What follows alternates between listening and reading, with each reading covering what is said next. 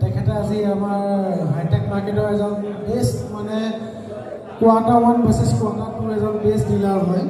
তেখেতে ভেলুৰ কথাত আমাক যথেষ্ট আমাক সহায় কৰিছে। তো তেখেতৰ অবিহনে আমি হাইটেক মাৰ্কেট ছাকচেছ হ'ব নোৱাৰোঁ। আগন্তুক দিনত আমাক ৰমেশ দাক অসম ডিজিটেলক প্ৰিমিয়াম ফোন ছেগমেণ্টত আমাক লাগিব। তেখেতে সদায় প্ৰিমিয়াম ফোনৰ ফ'কাছ দিয়ে, ময়ো জানো। নেক্সট আমি ছেপ্টেম্বৰ অক্টোবৰত ৰমেশ দাৰ পৰা এটা আশা কৰিছোঁ।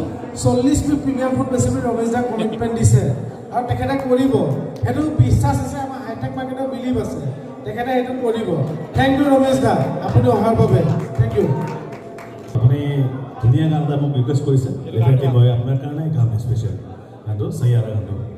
Thank U. ভিডিঅ' কৰি আছোঁ। Hello,